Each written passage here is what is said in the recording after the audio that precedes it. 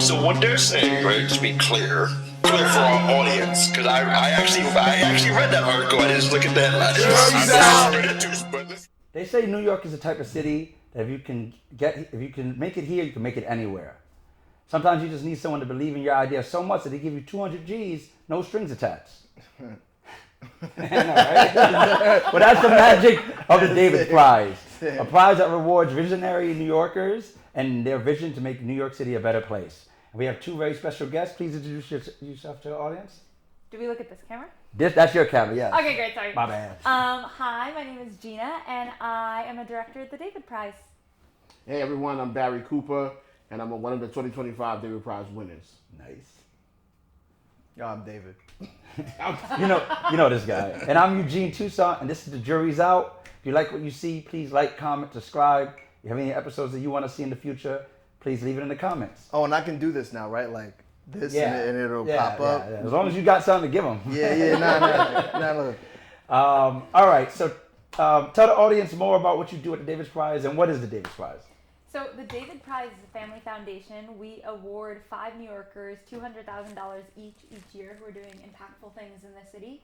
We're not sectorally specific, we're not borough specific, so we really just look for New Yorkers with big ideas for the city. We've funded people who are impacting one classroom, we funded people who are impacting the whole city. The through line is really New York, and so we look for people who are obsessed with New York, who are obsessed with their big thing. And we really care about the individual. So we get to know people through their ideas, but we really like to get to know people and why they're like really obsessed with the thing that they're trying to do for New York. Okay. And how did the David Prize come about? Like who is this David guy? So the David Prize was started 6 years ago. Okay. The namesake of the prize is this man named David Wendes. He started Two Trees. It's a real estate company in the city. Okay. And his son started the prize in honor of his dad. So his dad built Two Trees from the ground up and really deeply cares about New York and the neighborhoods that they're building in and the city. It's given them so much. And so he decided that he wanted to give back, and this was the way that he chose to do it. Nice. Oh yeah. Dope. And Barry, what's your? I think you have a very special connection to the David Prize now. Yeah, I'm a David Prize connoisseur. I'm a winner of the David Prize for 2025, which has been nothing but exhilarating and super dope. The process was amazing. But not only am I a winner, I wrote for the David Prize 4 years straight back to back. Not winning, the other 3 years, but coming closer sometimes. And, when people hear that, they be like, what the hell was on your mind? Why would you go through such a process like that? But to I think Gina's point, I just love New York City. I'm a Brooklyn boy. And New York City has taught me so much. So as I'm doing the work that I do, working with young men of color in New York City, which oftentimes they are at the bottom of those conversations of opportunity, David Prize was a prize that I wanted to win to kind of like show and be a representation of like what it can be, black and brown men and doing some dope stuff. So. And what's the idea that you won for? Our organization is called the Bro Experience Foundation, which stands for Brothers Redefining Opportunity. So we do cognitive behavior group therapy with young men in so many different age groups. But we also have what we call the Bro Space Wellness Hub. And it's a physical space in Bed-Stuy, Brooklyn, 4,500 square feet. And it's a wellness space and a safe space for young men for the city, but primarily in Brooklyn, in high volume areas where there's like a lot of negative police interactions, for them to come and just have a safe space. No strings attached, no one is telling them how to be, what to do. They come, they get the healing, they can eat snacks, they can play video games. They got pictures and images of them inside of the space. And it's like almost like a little boys club. 4 guys driven by our young men. And we look to duplicate that across the city. Nice. Yeah. Nice. Word. So what's the process? Like, break us through it. Like, what is how does someone apply for the David Prize? When does it occur? Mm-hmm. And how do you pick the winners? I don't pick the winners, but we start. It's a pretty long process. It's open every fall. We announce the winners on the same day that we reopen the open call. So it starts with step 1. That's 3 questions. Tell us your idea in 1 sentence. Expand on that, and why are you the right person to build it? And anyone can apply. So we have subway ads. I saw one today, which was very exciting. We sometimes have billboards. We have Instagram ads. We try to, if everybody in New York knew about the prize during the open call, then my job would be done. So we have our open call. When we close step 1, the team reads through all of those submissions, and then we invite people back for step 2. Step 2 is a bit longer. Like I said, it's invite only. I'm sorry. How many people can make it from step 1 to step 2? It really varies, like year over year. I would say don't. So is it more about the quality of the ideas than limiting it to a certain number? Yeah, we don't have like a we have to cut this in half, or we have to knock out 75%. It's really about like the ideas. Okay. I would say maybe half. Alright. And then those people get invited back for like a longer step 2. So that's just like learning more about. That's where I live. You're at second base. That's where Step 2 is my baby. you're familiar with. I'm familiar with step 2. It's been nice. It's been nice to me. So that's where we really ask people to drill down on their idea, why they're the right person to do it, why New York, why now, and then I think there's like you can submit a video if you want, it's optional, and then like other supporting materials if you want. And then from there, our team reads through and reviews them, and we narrow it down, and we have a group of advisors. They're like 10 sector experts, so like the David Price team are all kind of generalists. We're not like really deep in environment or placemaking. So we have 10 advisors who are very familiar with certain subject matter. And so we take people from step 2 and let our advisors read through them. And so maybe I'll think like, oh, this is a great idea. And then someone who like has expertise in an area will be like, actually this exists, or actually here's why this doesn't work. So our advisors really get us to the point of narrowing it down even further to our short list, which is the biggest, I guess, cut. We get to about 50 people for the short list. Oh, wow. Those people then go on to meet with us. We meet with everybody on the short list. Quick question. Yeah. How many people typically apply? So like, what is, if it's 50, what is it coming from? Yeah. Usually. Thousands? Yeah. Usually around 3,000. Oh, wow. So we get from 3,000 to 50 between step 1 and Woo. step 3. Shit. It does narrow I'm down a bit. To a good number of people. Yeah. Yeah, it's a pretty big pool. Gee, man, I'm just not hearing that number. You meet a lot of people, homie. It's not easy. It's not. So then those 50 people meet with the David Price team. And this is like the longest section. So this is kind of why the process is so big. We don't do any sort of background checks. We really just kind of like deeply, stalk is not the right word, but like we call everybody's references. Yeah. If there's a space to go to, we'll go to the space. Like throughout the process, we went to go visit Barry and the Bro Experience. We call references, and then we do our own diligence. So we like look into people who maybe Barry listed a year ago, someone that he met with and put through a program, and then we'll find that person and we'll call them, or we'll call people who might have like expertise in the area. So by the time someone is named a finalist, which is the next round, I think we talk to maybe an average of like 8 to 11 people per person who like aren't references that they give us. And references are things that they give at that stage? Yeah. I don't recall giving no references. That's phase 3. Stage three, That's okay, that's so that's stage 3 like you when give you get references. exactly. You get invited back for an interview with us, and then Okay. you also give us 4 references. Oh, okay. And then we also find our own people. Oh, interesting. So Wow. experts, friends, colleagues, and we just do like our due diligence on our own, which we tell people. Like we're pretty transparent about that. So if someone hears that we're sniffing around, it's because we are. Wow. It's good to know. Yeah, there you go. Yeah. So,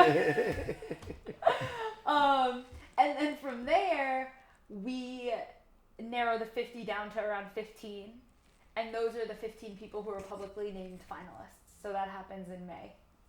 So it's really like step 1 is September to November. Step 2 is mid-November, I think. It's like January, To February. like January, yeah. January, February. And then step 3 is the longest, so that's like February All the way into to like May. Yeah. And that's when we're doing all of our research. So the 50 becomes 15, Mm-hmm. and the 15 are just wondering if they won until it's 5.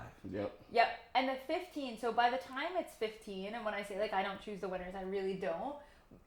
Our team then works with the 15 finalists to make sure that they are as prepared as possible for the final interview, Okay. which happens with the family.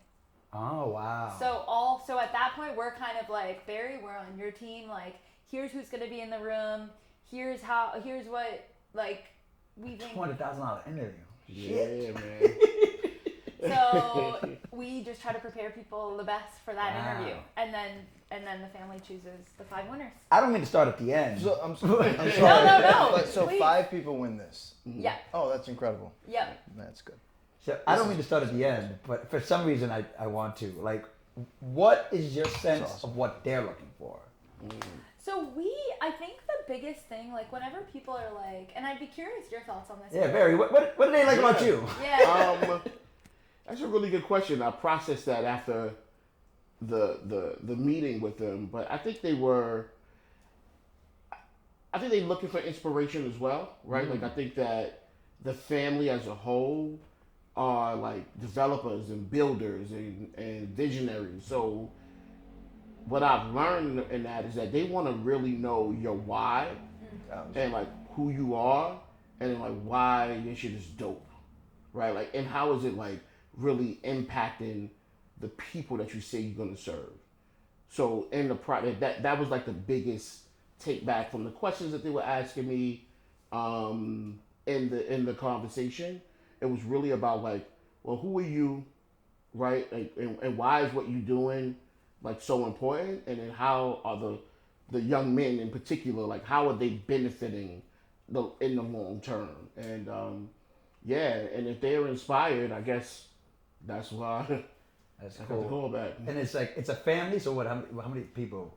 I don't know why I'm telling Five people in the room. you. Oh, nice. Yeah. Yeah. Yeah. And I think with Barry too, like, correct me if I'm wrong, but you had like something planned. You had like notes, Yeah. and then you just put your notes on the table. Yeah, And yeah, talk absolutely. from the Yeah, so I heart. had like a whole presentation, and after a while, I felt that they wanted to like connect with me. It's mainly about, you know, obviously you need to know who you are. I think that's what the prize really pulls out of you. It's not just about the work; it's about like who you are and why New York is important to you. And you show up and you know, just do what you do. That's easy for most of us, right? Yeah. Well, I think that for me was the hardest part. I think that what happens is a lot of times we do our work and we lose ourselves in the work. And as much as it is your spark, you forget your why. So when I got to that point, they were like, all right, when I remember we met in the city, we had the finalist conversation. It was like I was with Gina, Erica, and like someone who was helping me put the presentation together.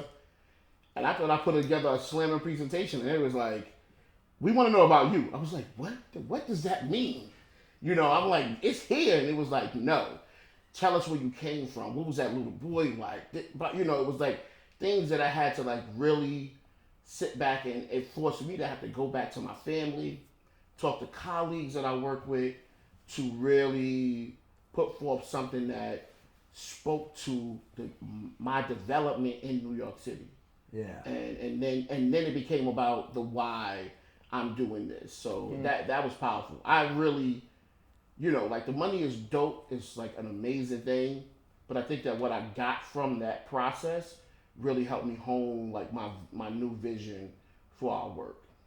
Okay. Yeah. All right. I feel like for some reason what they cared about colors every stage, one way or the other. So, all right. let's get back to step 2. Because I think step 1, you're kind of like figuring out what the idea is, figuring out if the person can present it well. If they can, to get to the next level. What are you looking for at step 2? Well, I guess what are the questions? That's a good question. I don't remember the questions off the. I can look at them if that would. I don't know if that'd be helpful, but I know the gist. Yeah, I know the gist. I've seen them so many times. I know one of them is, have you applied before? Yes. And if you have, what has changed? Yes. Which is actually, if for returning applicants, the That's most the important and the hardest question. Because if it's like not much, it's like okay. The funny thing is, personally, because this is gonna be my 4th time applying. Yeah. I double checked. I applied 22, 23, 23, 24, because I guess it goes into 2 years, and I'm about to. 22, 23, 23, 24, 24, 25, and now 25, 26. It's your Barry Cooper year. Yeah. Coined them first.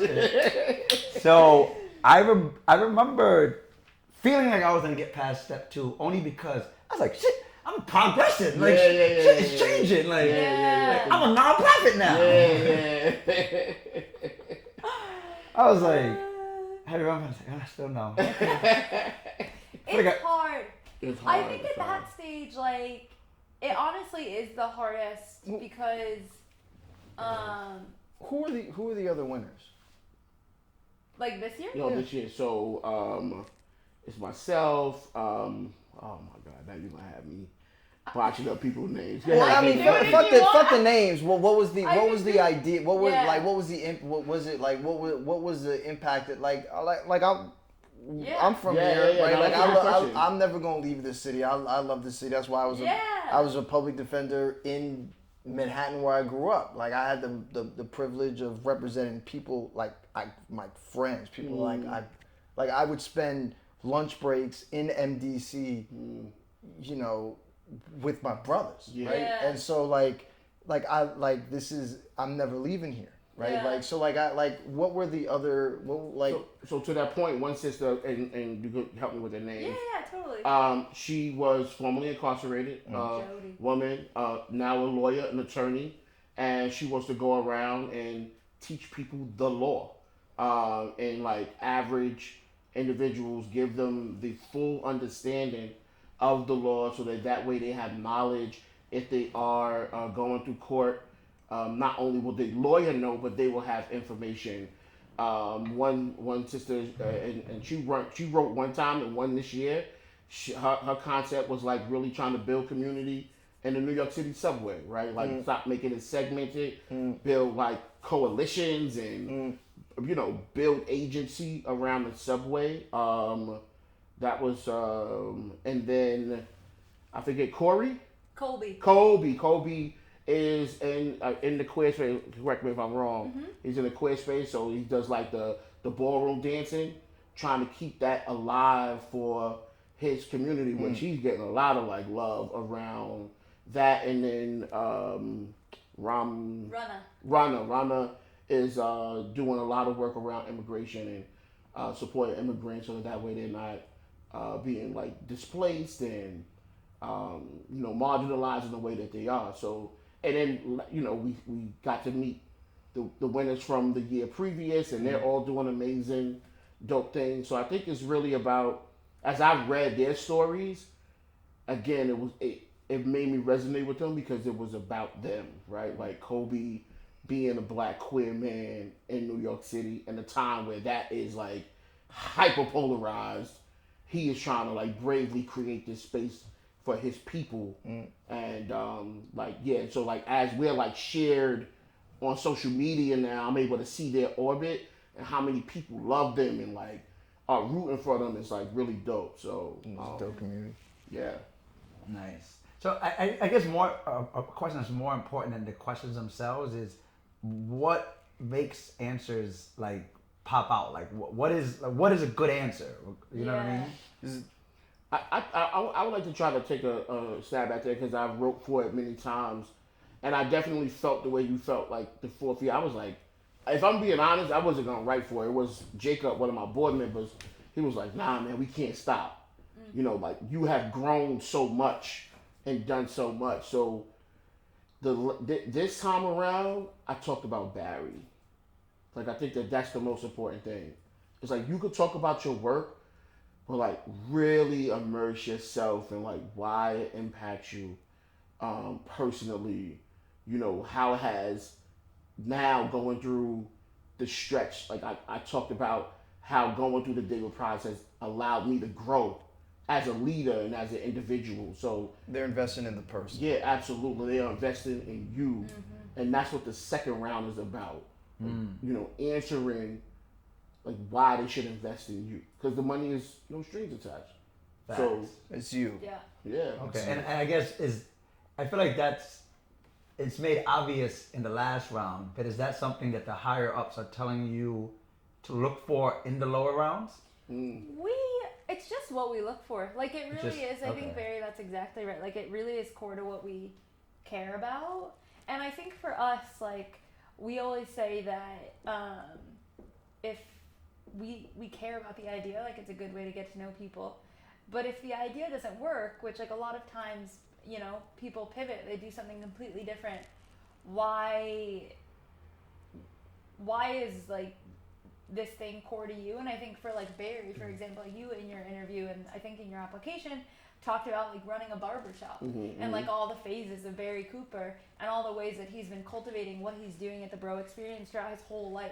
Yep. Which is the type of thing that we're like, okay, say tomorrow you wake up and you're like, actually the Bro Experience is not what I want to be doing. I'm pivoting. That feels like success to us. And so why is that like thing that you care so deeply about gonna then carry through with the rest of what Barry's doing? Yeah, man. So that's really what we look for. So it's not like, oh, I had this idea and, you know, it's a lot of people really, it is just the idea. Like we have winners where it's like stage 0 of what they're doing. Or sometimes like Barry, it's an organization that they've been running for years, or for other winners like decades. But would it be safe to say that a lot of times the ideas are attached to the person themselves, and that's really... Yeah, definitely. I mean, we had someone in our first year, I think, who was running, this was before me, so I'm not like intimately aware with what exactly it was, but he was running a co-op for, I think, like undocumented day laborers. Okay, I got it. And now he's the commissioner of immigration in the mayor's office. Yeah. Wow. And so it's very different. But it feels like that's like... Oh shit, I realized how different that was. I didn't say nothing. I'm good this episode. It is. I'm good. I have opinions and shit. You know, I don't say them. He's amazing. Like he started, I don't remember what term, but it feels like success to us that like it's a totally different thing. Yeah. But it's like, it's what he cares about. So I think, and then sometimes people are just doing the exact same thing. But like, we are like excited for all the twists and turns of people's journeys.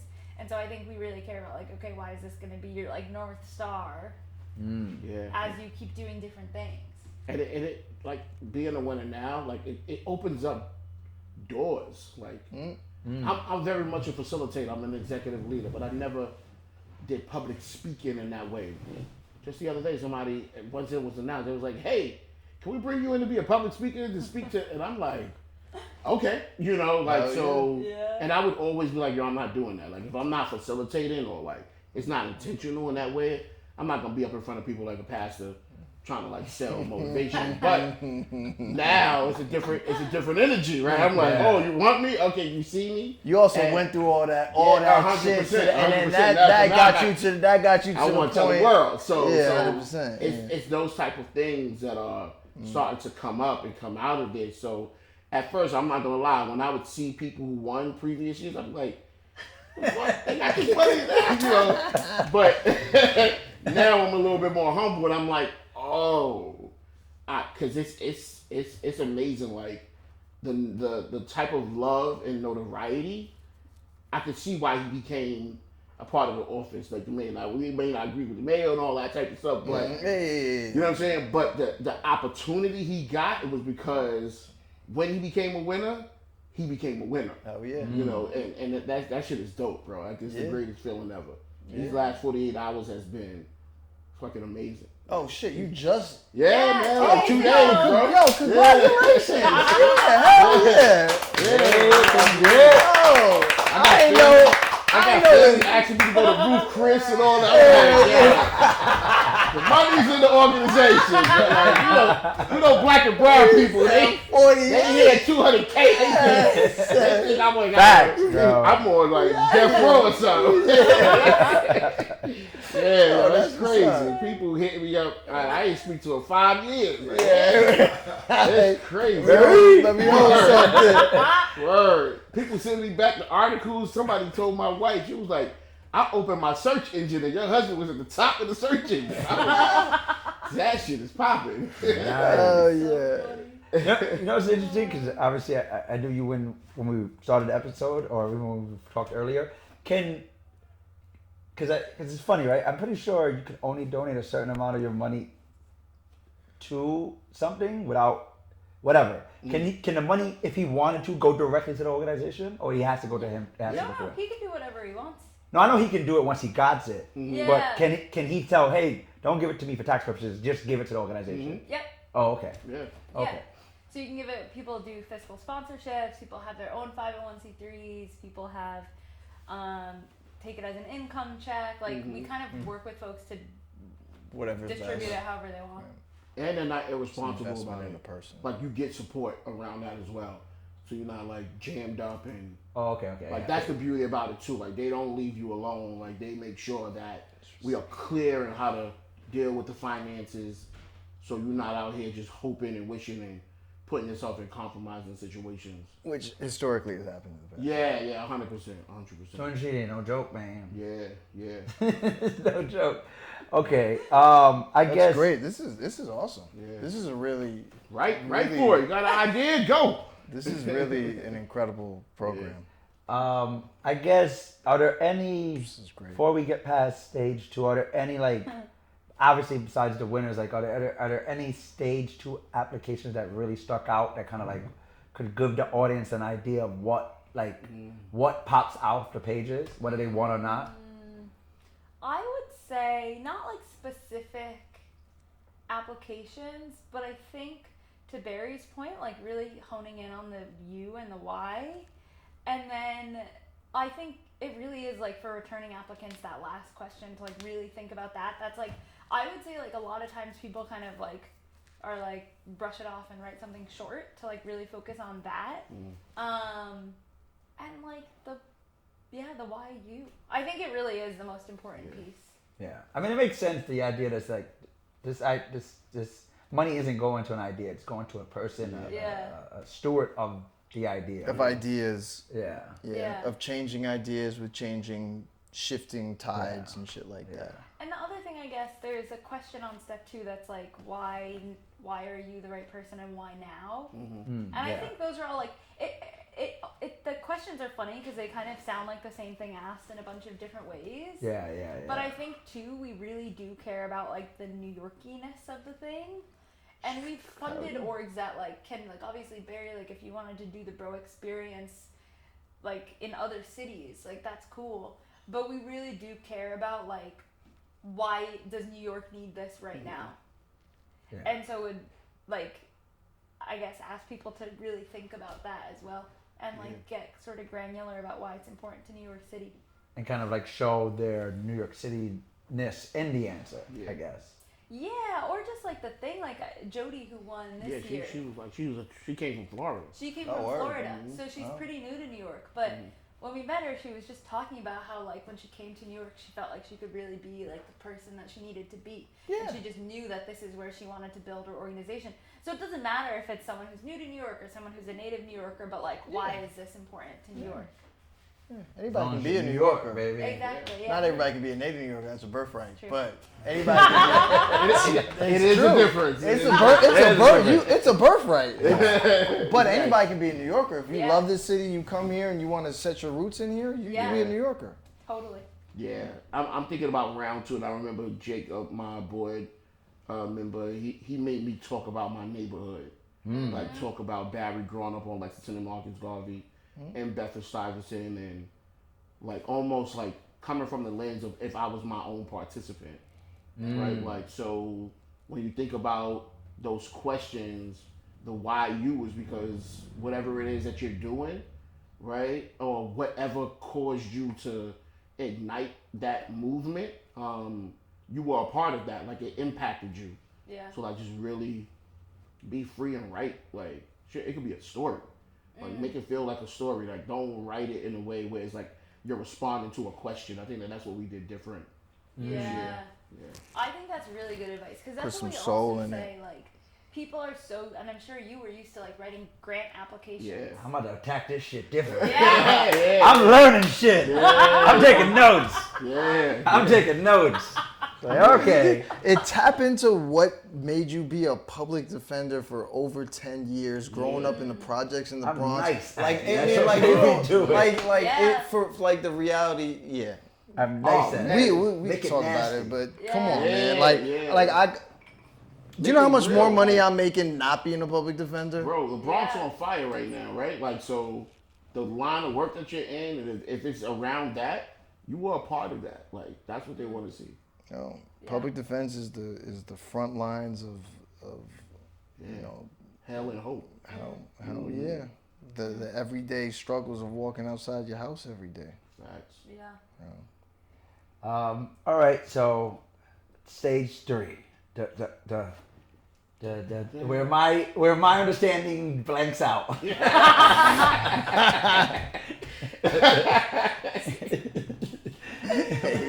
So say it again. What happens in stage 3? Say it again, just one more time. Let me hear it.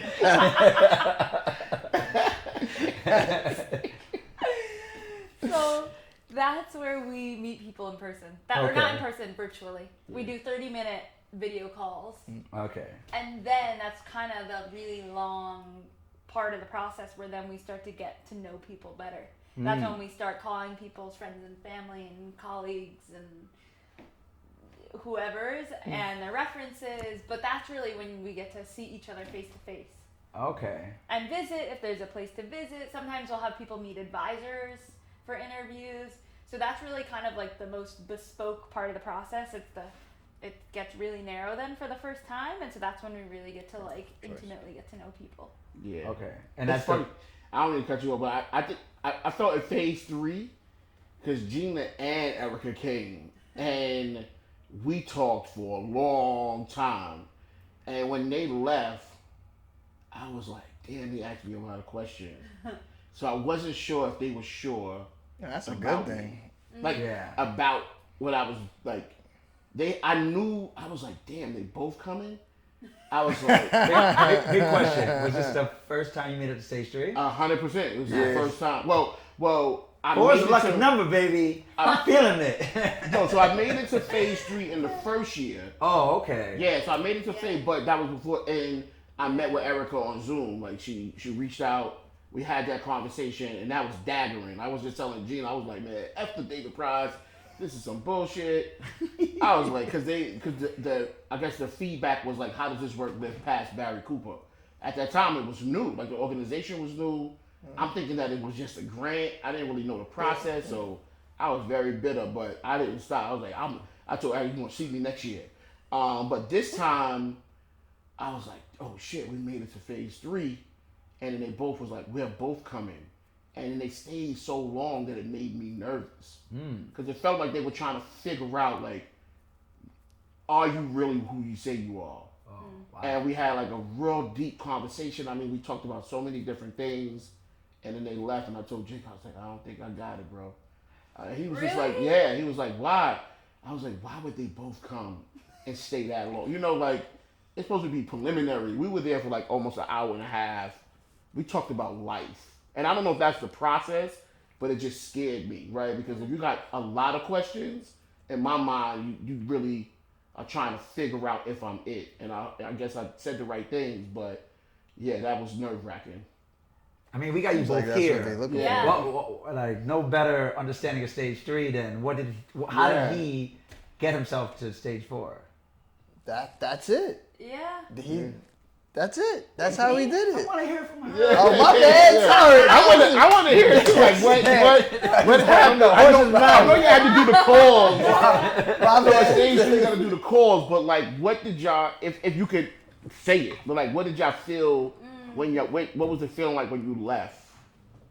I think it really is like this guy's the real deal. Like we saw I don't think Erica had been. I don't know what the space was the first time you got to stage 3. Yeah. But we got to see the space. Like we got to understand what you were doing in there, and it all felt really real. And I think it's different to like meet someone over video call and be like, yeah, this is our partners and this is what we do and we have a space, and it's like, okay, that's cool. But then when you actually get to go see it, I think it's sort of a different thing. And for those, we really do just try to like shoot the shit and like we come with questions, but you get to like feel out. You can feel out someone a lot better in person than you can. Facts. How does one choose an in-person interview? Well, we had a virtual interview, and then if someone has a space, like if there's like a thing, or sometimes we'll be invited to like events. So when people get to stage 3, we ask us like, what's on the calendar? Do you have something for us to show up to? We'll go. We'll show up. We share that we're coming. But like when does stage 3 start again? Like February, March. Yeah, February, March. You know, Ant. Give or take. We gotta get an event going. We gotta get some marketing.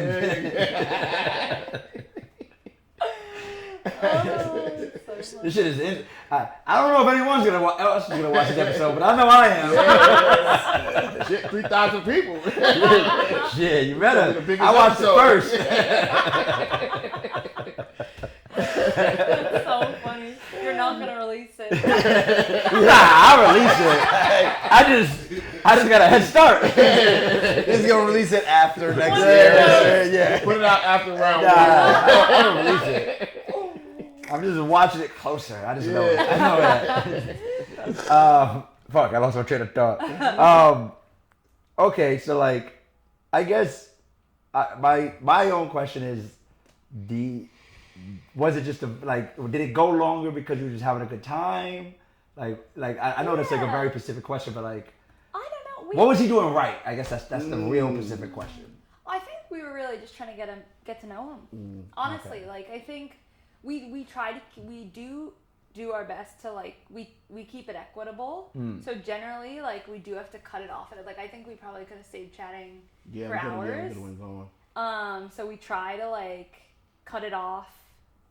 Same with the virtual interviews. Like sometimes we're like, okay, this could keep going, and like we actually really need to stop it here. So just to be fair to everyone. Just to be fair to everyone. Well, so if it ends early, if it doesn't go that long, then maybe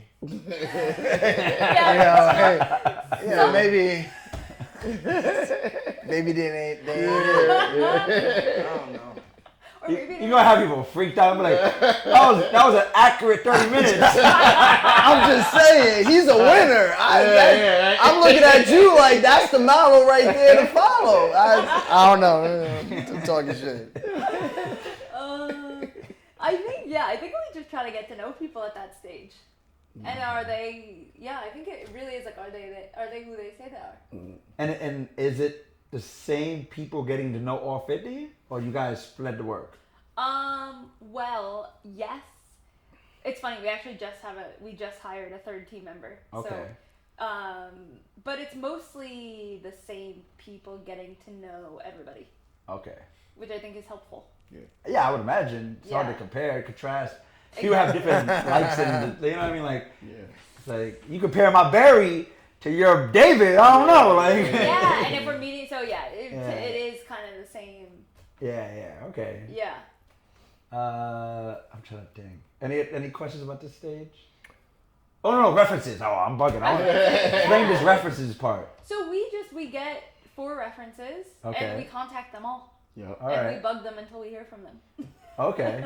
And sometimes we'll do phone calls if we want to. Like it's a online reference, so it's pretty easy to fill out. Mm-hmm. And then sometimes like we'll go through all the references and think about like how useful they would be to get to know the person better. So then sometimes they'll fill it out and we'll be like, can we have a phone call as well? We want to talk to you more about this person. And yeah, we chase them down. And if we don't hear from them, we'll ask for more references. Yeah. Okay. So if like 2 out of 3 respond, then we'll be like, hey Barry, either Can you bug send this more? person Yeah. or give us more people. And if you're like Barry, you will check their old references? Or I feel like that's what I heard you say. No. So Barry, like, because Barry's we wouldn't go back to old references. Okay. Well, every year. They want new people. Or no, like you can send people that we've talked to already. I guess I've actually never really thought about that, to be honest. Well, I guess. Okay. I thought I heard you say you double check your references, but I guess you go beyond the references. Yeah, we go beyond the references. Okay. So like in the case of Barry, I would like go on to the Bro Experience website and see like, oh, Barry said that so and so is a partner of the Bro Experience. Then I'll email those people and be like, hi, and try to get in touch with them, or like we'll go on Instagram and be like, oh, this person went through the Bro Experience. Click, hello, we're getting to know Barry. Can we call you? Or like we'll be like, ooh, okay, Barry's using CBT. Who's like the CBT expert that maybe doesn't know Barry but can talk to me about why Barry's program is effective? So we do like a lot of that kind of research, extensive research. That's good to know. See, I'm an acquired taste, so no new friends. No, everyone loves me after a while. Well, we also like people will wait. Right? Yo, people just now now that I won, some people are calling me saying, yo, they called me. I'm the reason why you got it. I'm like, really? But yeah, I'm getting a lot of phone calls of the people and y'all talk to quite a bit. Yeah, we talk to a lot of people. Yeah. And like we also will get like, not from you, but in general, like we'll get negative feedback for people who also end up winning. So like we had like, I mean, New York is a big place, so like people have opinions. So when we're calling all these random people, like we're able to cut through like people who are like, I don't think that person should win, and they win anyway. And so like negative feedback. That's rude. They say all my haters out there. Not you. Rude as fuck. This one's he wasn't the best employee, but I don't think he should win. How dare you? It's never references. It's usually like. How dare you? Let me find out. It's usually people who don't know them. So if we call how the fuck do you know that? No, like if we call someone who doesn't know Barry, I won't say like I'm calling you about Barry Cooper. I'll say like I'm calling you about someone who's building this thing. Yeah, about here's the skill. thing. What do you think about it? And they might be like, I don't know about that. Here's why. You know what I mean? But it won't be like Barry's references. Like I don't like him. Yeah, if you putting up a reference and they talking shit. Well, no, I'm talking about the ones they found on their own. Yeah. Yeah, because you check my old my old manager. They might maybe they got haterade. I don't know. Yeah, I think if you called my old manager, they might be like. Yeah, not mine. Everyone loves me. I'm doing hypothetically. You shouldn't go as far as he don't deserve $200,000. How dare you? Who the fuck are you? That's crazy. Yeah, thankfully we haven't encountered any bitter references. That's crazy. That would be crazy. That would be. Yeah, I mean, you know. I'm trying to think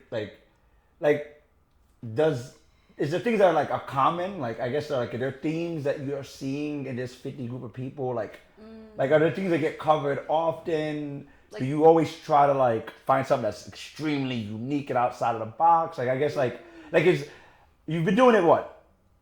6 years now? Yeah. What is is there like a pattern that you're starting to see in that 50? I know this is an obscure question. But It is a good question. no, obscure. I don't even know if it's good. No, it is a good question. I think sectorally it really varies. Like every year the people are really like different in the types of work that they're doing. So like I would say sectorally not really, but I'm trying to like I feel like a broken record, but I really think it is like people who just show up as themselves. Like I think that it does end up being the through line because we've had people who have gotten to the finalist stage and like we get internal feedback that it's like actually I'm not interested in this thing, and they get like a lot of they'll like read the whole packet about the person and be like, nope. And then they meet the person and they're like, they won. And that's happened like multiple times. And And is the family? yeah, and I think it's really, I don't actually know if I can say that, but I think it's fine. But I think it really is about them showing up like authentically and not as like a grant proposal and not as like we've had people come in the room. I'm trying to think what it was, and they'll ask about I feel like I had a good example of this last year. They asked I can't remember what it was, but I just remember being like, oh, that's interesting. I think it was about like how they wanted to spend the money or something. But I think it really is just people showing up as themselves. Like, I think that's like the thing. Yeah. Nice. Like for the interviews with you, but also the final round. Yeah, for all of it. Yeah. I feel like the nugget of truth that I'm getting from this interview, from this understanding of the David Prize, is like, especially when it comes to like getting the Attorneys with Swag application better. Yeah. Is that I think the idea of Attorneys with Swag fire. Like there's nothing. I love the idea. I fight for the idea every day, but there definitely is something deeper for why I came up with it. Yeah. And why I am the steward of the idea. Because in theory, someone else could try to do it. They'll have a hard time, but they could try. And I think that, I guess that's what the family is looking for. I won't lie, the family time they're kind of dope. I want to have a drink with the family. It seems like what you just said, what like ringing in my head is like just authentic New York, right? Like they're looking for somebody to be themselves, right? And that's really on paper doesn't work, and then they meet with somebody, and what is the essence of being a New Yorker, right? And that's fucking, the realness, the directness, the being able to express who you are unapologetically, right? Like from where that's something that we all like. Just being a New Yorker is felt wherever the fuck you go, right? Word. And then how did that essence of being a New Yorker carries your vision into the vision of the swag? Yeah. Right, because there's a lot of attorneys out there. So now, like, what makes you this New York City boy, right? Your thing, like, so it's that through line, I think. So since we started at 4, which I kind of want to, now that we've like circled back around, I want to discuss 4 again, but I feel like there's a whole separate topic that I think is important to this part of the conversation, which is that what is it about New York that is the tapestry of this prize? Yeah. Like, why is it so central to New York? I guess it's the center of the world. That's why. I mean, there's easy answers, but I guess like, is it like, is there like, is like, did the family grow up in New York? Is there something that they like? Is it tied to their love in New York? Is there a reason why they love New York so much? Yeah. Like, you know what I mean? So David grew up in Albany. Okay. He was, I think also like kicked out of a lot of schools, like had a tough go of it growing up, and then moved to New York, and someone just took a bet on him. And he was like, I want to build Dumbo. And Dumbo at the time in the 80s was like super industrial, and he had a vision for it. And people were like, that's a dumb fucking idea. And he was like, I think it's a good idea. And so that's kind of like what Jed, his son, grew up in the city. And that's sort of like the spirit of the prize. That's why it's New York. New York has like given them everything. That's like why they can build what they build and do what they do and run something like the David Prize. And I think like for all of us who've either grown up here or live here, like I think that's kind of where they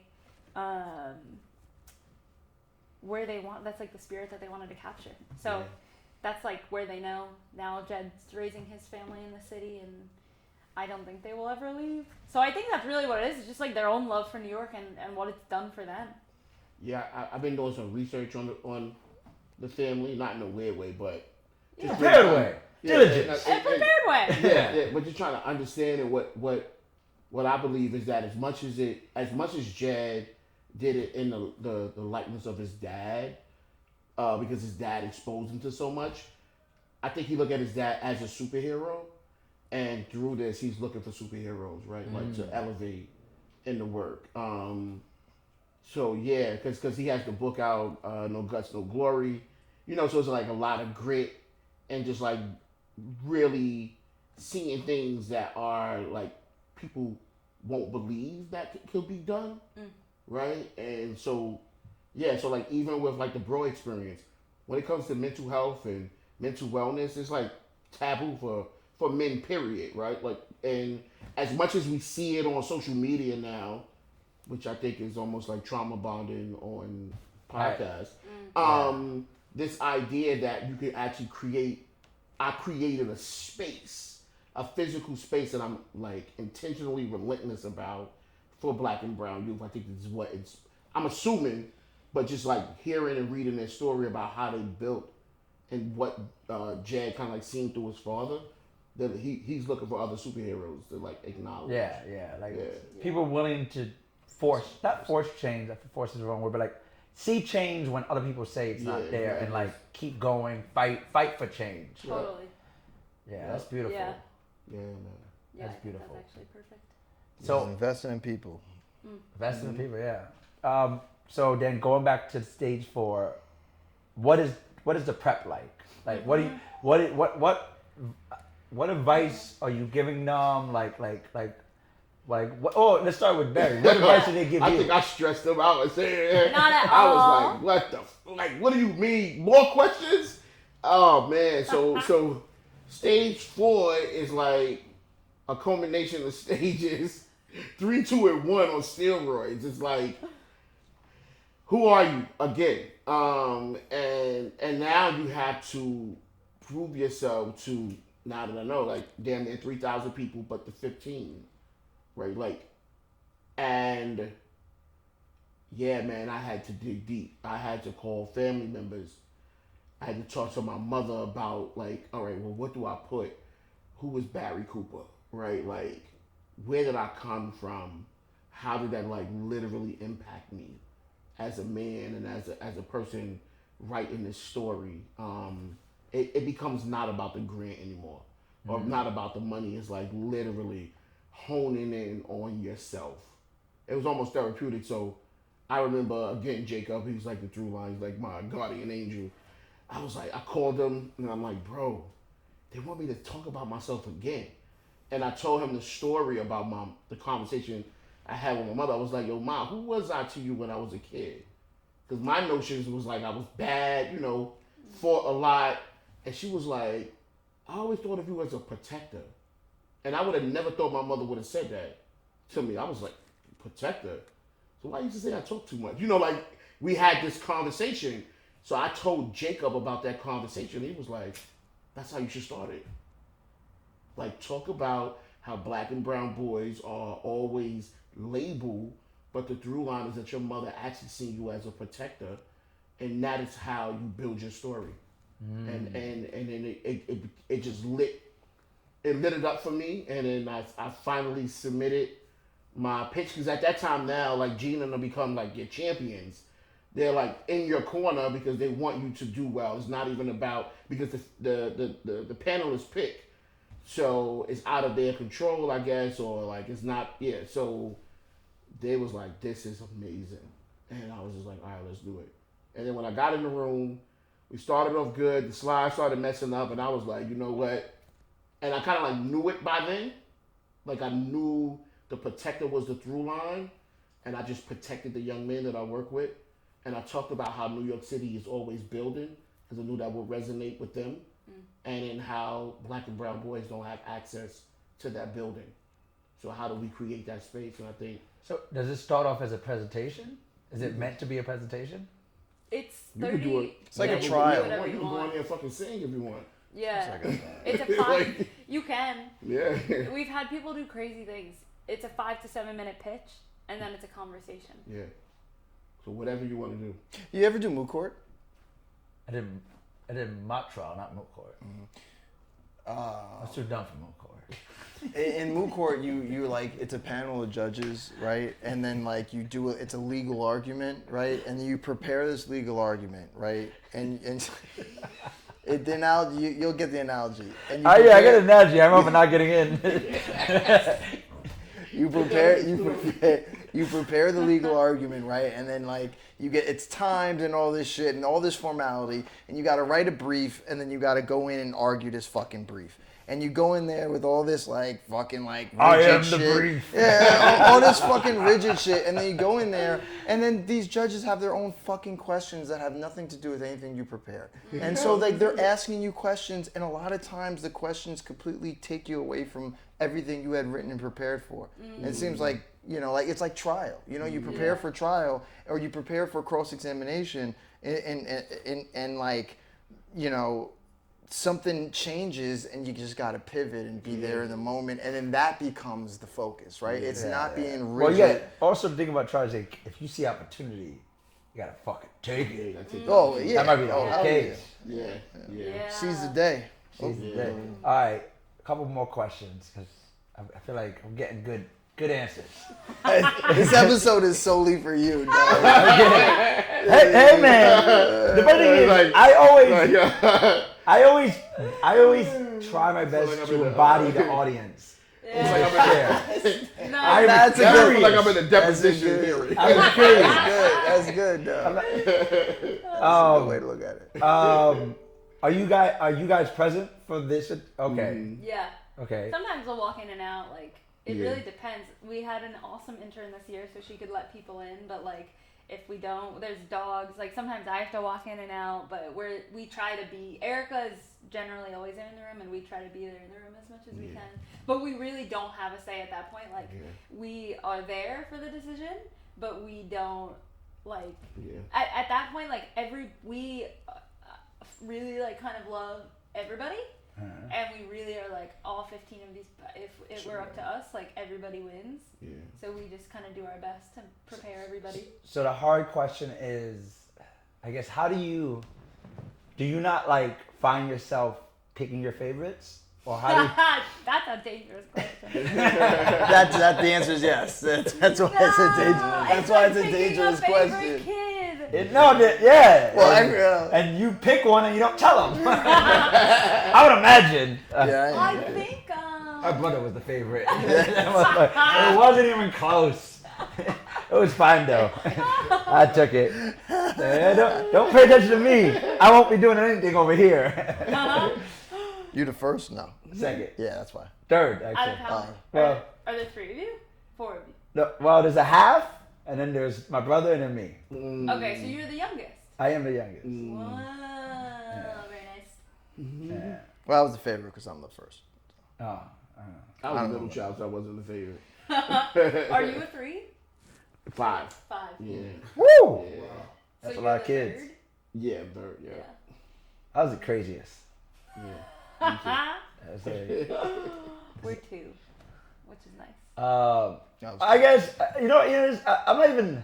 I guess pragmatic. You know what it is energy can't be easily divided. Yeah. Right. So it becomes a thing where it's like, for example, like you're seeing him crush it with his idea, right? Yeah. Are you immediately going, Barry Drills had a great idea? I hope they did that. And then giving it to the next guy.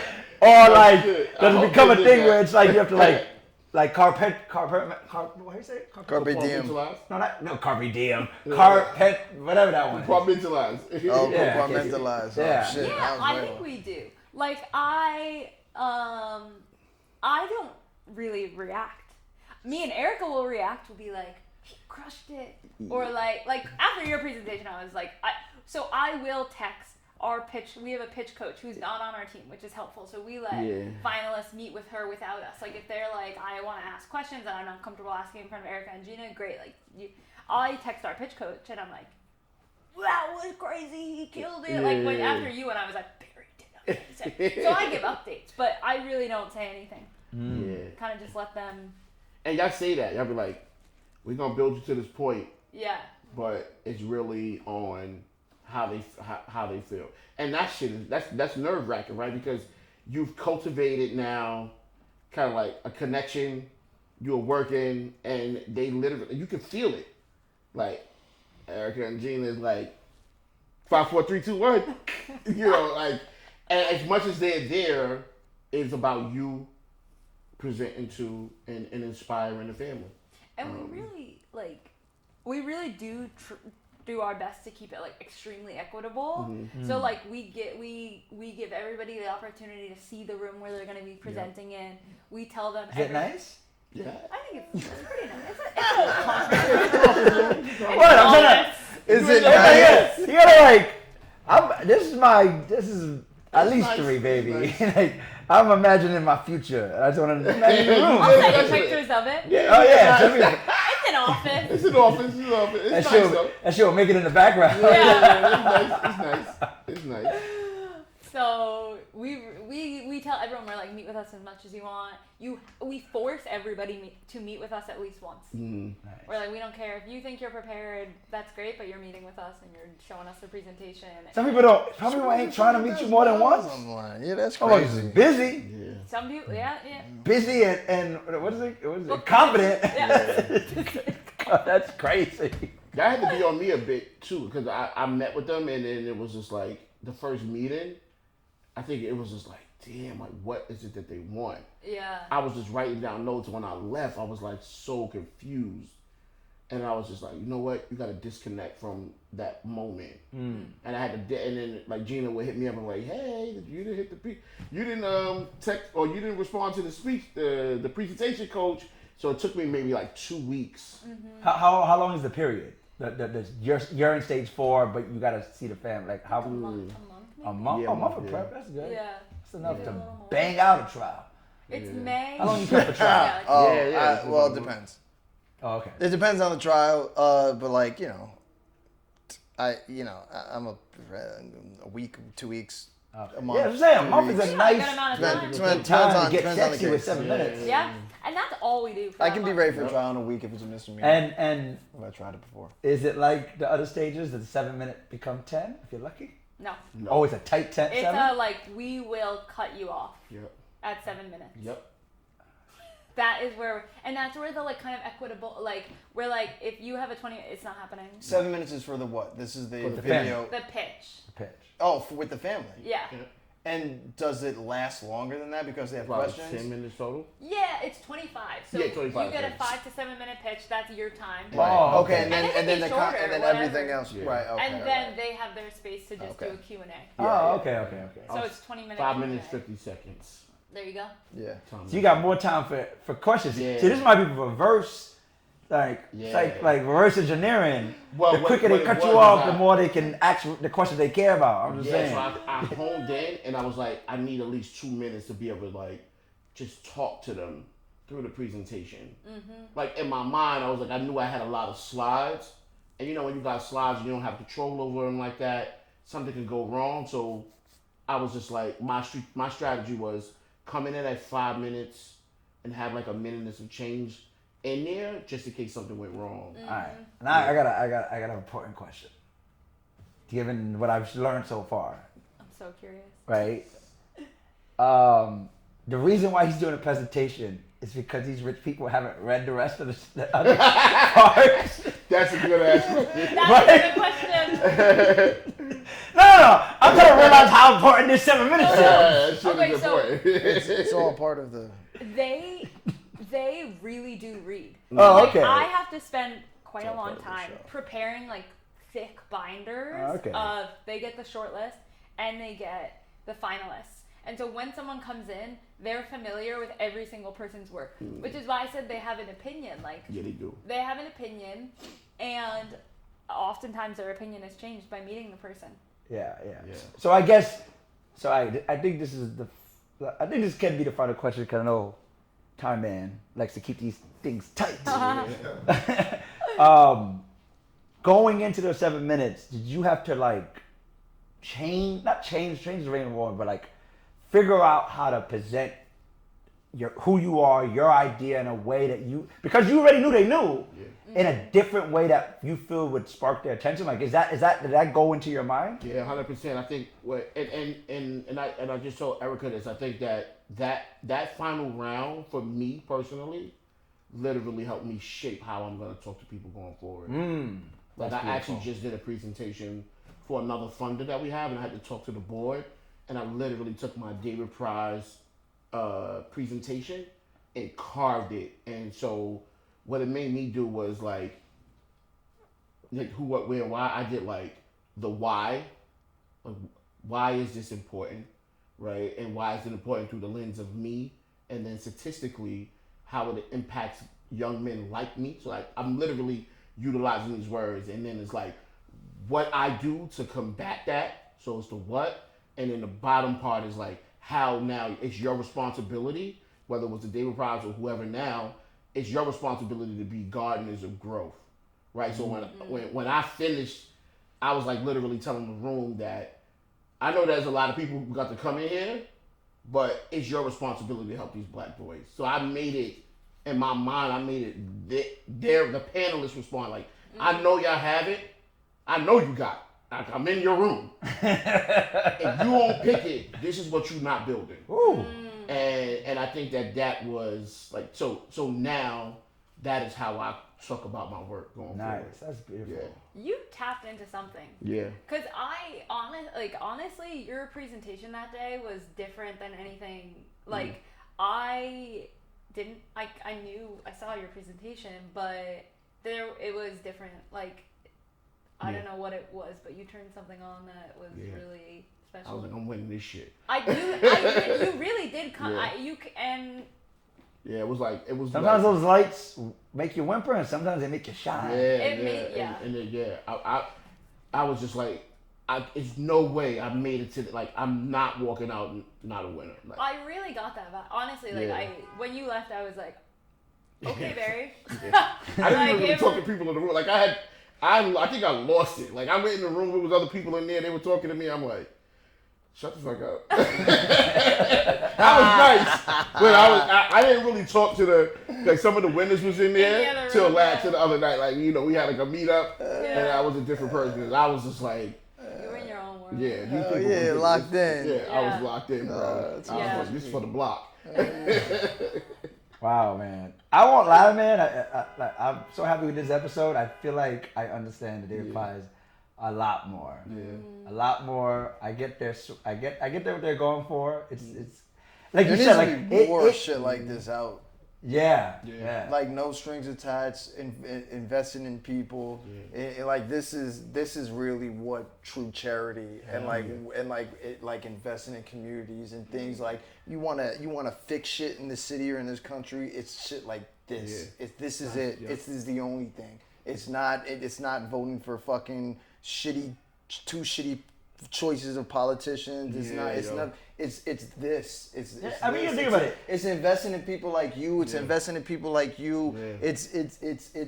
It's your program. It's really that's what it is. Yeah.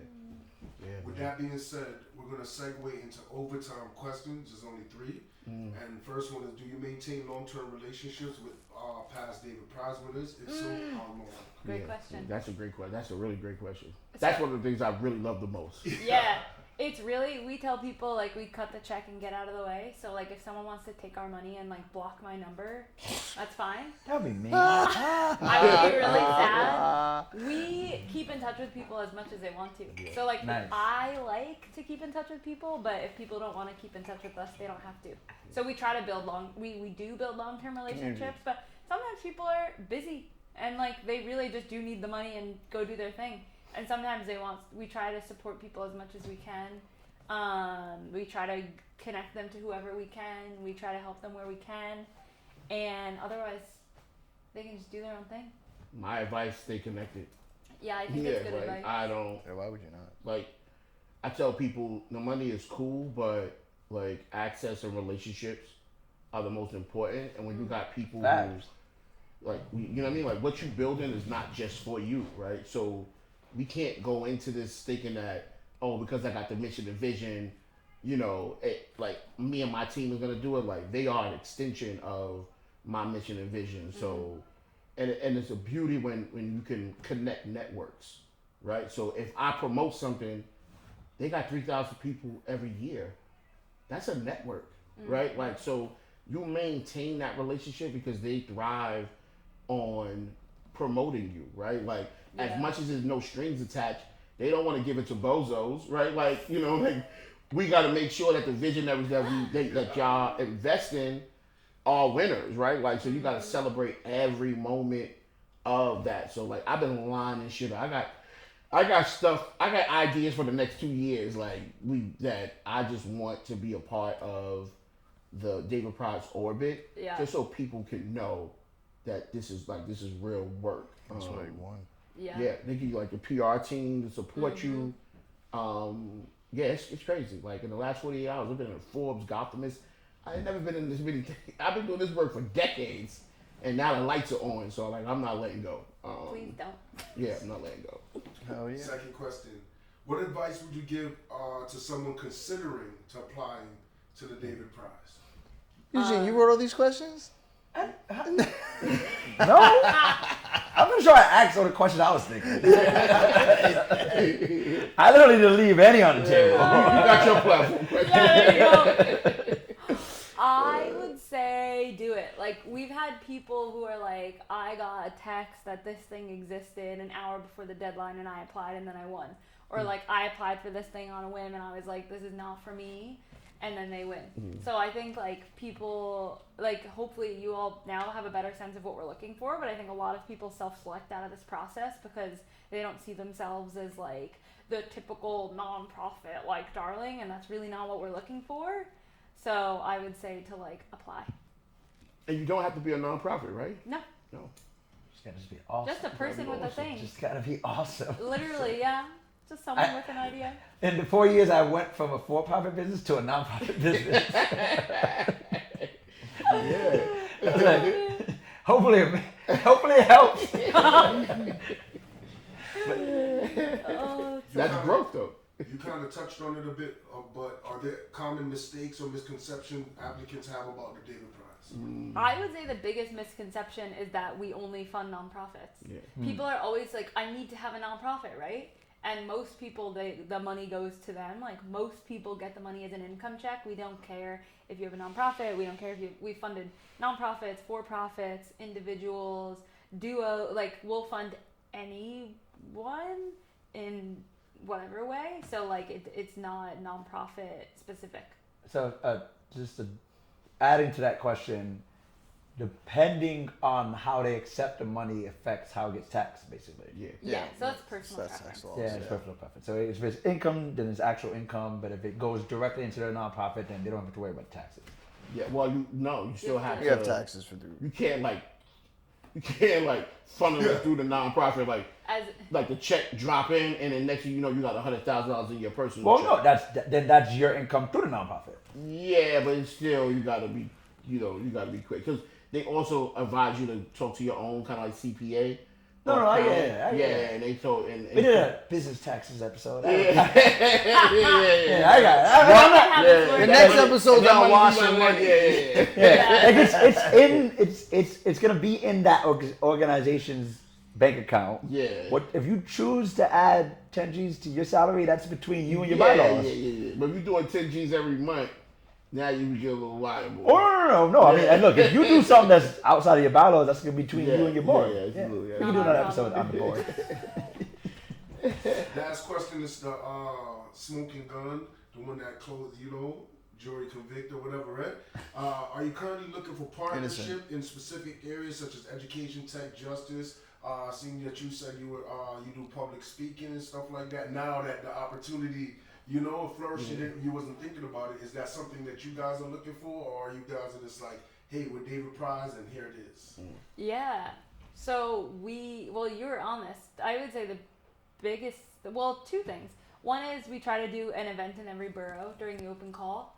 So, and we try to join meetings to like tell people about the prize, community board meetings, nonprofit meetings, we go to the CUNYs. So if you want to hear about the David Prize, we'll come speak at your virtual meeting, your in-person meeting, your block party, we'll be there. So that's one thing. And then we're looking for people to be on What's the Big Idea. So we're doing a video series about New Yorkers and their big ideas for New York. It's short form and we're trying to tell as many stories about New Yorkers and their big ideas as we can. So we're looking for people to do that. So I guess those would be my two CTAs. Yeah, for me, I don't know if it's the public speaking, but more people like donating to the nonprofit organization that I work for. Do one of these. Yeah, absolutely. Yeah, I'm just really trying to get more people to believe in mental health for Black and brown boys and like become subscribers to our mission and vision. So if you got a Netflix account or you got any apps that's on your phone that you're not using, delete that and become a recurring donor. Yeah. That's the opportunities. And in terms of swag, would love to do. Absolutely. I was little, going to say that too. And also we do music, so we could do a little performance. Yeah, absolutely. We do music therapy as well. So we could probably connect, but also bring in dope brothers in to have conversations with our young men. And healing conversations with our young men, no matter what sector you're from. So yeah, I'd be down to do that. Yeah, absolutely. So we could definitely connect on that. Yeah. Nice. Yeah. All right, man. Well, I'm energized. Can I say one more? Oh yes. No, I was gonna give you. We all get a last little. Well, I was just gonna say that the David Prize is open for ideas till Yes. November 17th. Yeah. Oh, the day before my birthday. There you go. Yeah. You know what's so funny is I went to go After check. my birthday. I went to go check how many. I wanted to know how many years I applied for so I could speak accurately. And I was like, this shit is open. Yeah, we opened it 2 days ago. I was like, this is like. Better send you an application, dog. Yeah, get ready. Well, no, I gotta think about my application. You've got a while. I gotta rethink about it. I'm I got a excited. question. Can you write for it again if you want or no? Once you witness it. Gotta change the Never name. had that happen. Who made the rules, man? What's your homeboy's name? To help you apply? Jacob. Yeah, Jacob's time. Don't try that shit. My daughter, she in surgery. She called. She's like, yo, you got the tour. You think you can write for it again? I was like, you want me to do a job? She's like, you got a lot of ideas. Yeah, man, maybe you do, bro. I got a lot of ideas. This is my first. I mean, this is the first idea I took seriously. So. I'm gonna write just for the chicks and see what happens. Put Gary A. Cooper. But all right, that's your. Before we leave, anything you want to say? You want to give? If you don't have to, but your IG or obviously David Prize IG. Yeah. Anything? That's your camera. Anything you want to say to the camera before you get out of here?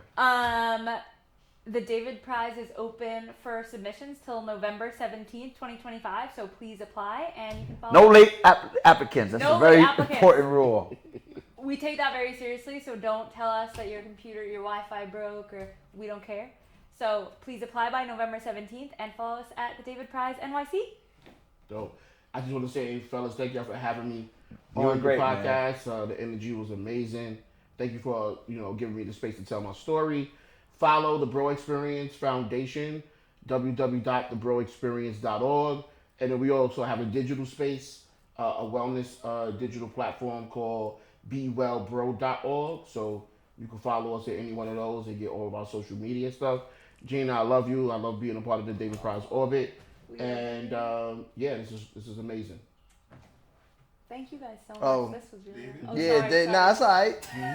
My shit's quick, David. I'm gonna do this because it's gonna appear. Because I'm gonna You got a website? Yeah, it's gonna be. Are you ready? It's finished today. Oh, nice! Congratulations! Congratulations. Officially, formally, what's it called when you on your own? You got your own firm? Yeah, for the last 5 months, but yeah. But I'm talking about, a website. They can find it now. Yeah. Yeah. All right, well, this not is working for nobody no more. Yeah, exactly. Well, this is Jury's Out. If you like what you see, subscribe, comment, tell us what you think about the episode. And I'm Eugene, and that means you can catch me if you can. Don't catch him. Don't catch me. I would love for crime to stop tomorrow. I love for them to stop arresting people. Don't catch me. Yeah, let's start there. But if you can, I'll see you in a argument. Don't catch him. This is actually my season, so you might catch me. Don't catch him. We out of here. Said people, don't catch him. Woo! That was beautiful, man. What they said was Dropping gems like we preaching. Don't overstep the line of my freedom of speaking. We cast to the world, put the words in the street and connecting all the minds of the people we reaching. Yo, Jury's out. tempted to get fenced in and contempting. Teach you motherfuckers a lesson and pressing the issue at hand. Nah, I don't care about objections, suspensions, and cell inspections. Just suppression of black lives is my passion. And love for my fam is everlasting. So stop gassing these asses with glasses. Cause in the end, I leave them where the trash Jury's is. out.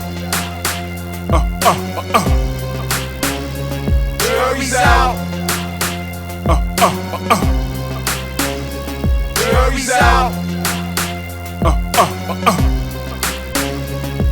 There's no doubt what we about, and we kick it to the masses. Trying to spit the law as we laugh off our asses. Breaking down the latest shit, carrying crazy lady shit. Glad I ain't got no baby shit. COVID got me crazy, bitch. Damn. And G gon' have to edit this. The jury's out, so you can't even credit us. No statements null and void, invalid evidence. No, you can't take us to court, cause you know Jury's out. Jury's out. Jury's out. Jury's out. I like to share knowledge. I like to share knowledge. Again, it's more than sharing knowledge. It's What is it? It's ask any attorney. When the jury's out, there's not a care in the world be. We sit and talk shit no matter where the judge be. Cause she can't judge me. My job is done because my guy not guilty. Don't try to tempt me to hell, I will send me. Look behind me, the team is with me. The jury's out, yeah, the jury's out. And if you got a doubt, he's walking out. Yup. I'm not force feeding anyone knowledge. Do you see? I don't see a gun. Jury's You out. don't need a gun to force anything, right? Dude, you can force people. You can force people to be knowledge by making them feel stupid. You can just be like, wait, no, you don't understand. I'm gonna break it down, and then they're like, oh, okay. Jury's I out. with people's will. Yes.